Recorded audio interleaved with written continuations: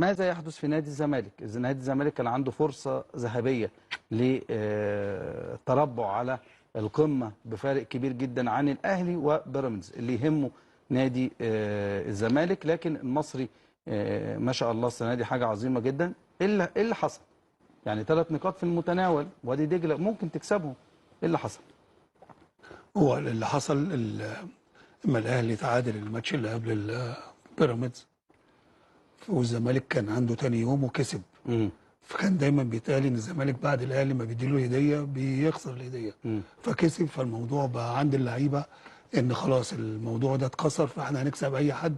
لو النادي الاهلي اتعادل او اتغلب بعد كده نقدر نكسب بعديه. فدي جت شويه عند اللعيبه، بقى فيش مش عايز اقول انتعاش، نشوه ان خلاص هكسب اي حد وبعدين هلاعب نادي طالع من الدرجه الثانيه ولعبته قبل كده، فحافظ اللعيبه بتاعته. انت اتغلبت قبل كده. ما هو عشان كده، ما هو انت لعبته قبل كده وانت كسبت، انت اتغلبت. ما انا لو هقول لك لو كنت كسبته 6 أو 5 في ماتش ودي كنت هنزل اقول لك ممكن نتغلب. كل لعيب نازل متكبر، انما ان انا اتغلب منه اذا كل لعيب نازل بايه؟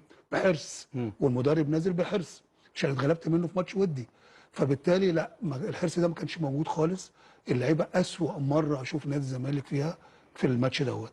يعني هم الكورتين اللي وصلنا بيهم في الشوط الاول، اللي جه جول بتاع ناصر، والجول الثاني برده كان ممكن ناصر ماهر يجيب الجول الثاني. بعد كده ما شفناش، ما رحناش للجول خالص. ليه؟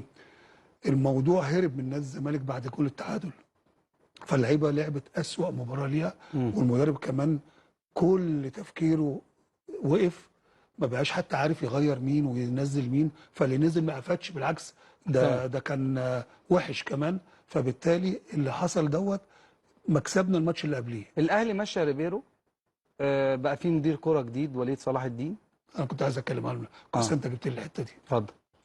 اصل كل الناس دلوقتي بتقول النادي الاهلي اتصرف في الوقت المناسب. ايوه. والزمالك يجي يعمل كده يقول لك شفت، مفيش استقرار، مفيش استقرار خالص. اول ما بيتغلب بيمشوه. طب ما الاهلي مشى مدرب ليه؟ ليه يا جماعه؟ مش عشان اتغلب؟ ليه بقى كل الناس مفهمه ان الجمهور النادي الاهلي ان خدوا القرار في الوقت المناسب؟ هو مش من ماتش واحد، هو في تراجع نتائج في كاس عالم للانديه. الزمالك برضو نفس الحكايه، بيبقى في تراجع في الانديه في النتائج. مع السلامه. ده 5 مدربين مسكوا نادي الزمالك، ده 3 مدربين مسكوا نادي الزمالك. طب ليه قلبتها اهلي وزمالك؟ علشان انا يعني ده بيحصل في نادي الزمالك. بيبقى احنا بدون استقرار. اما انا قلت لك قبل كده الحلقه اللي فاتت لو تفتكر، الاهلي والزمالك ما يستحملوش ماتشين خساره او 3 تعادلات. ما يستحملوش. ماذا يحدث في نادي الزمالك؟ اذا نادي الزمالك كان عنده فرصه ذهبيه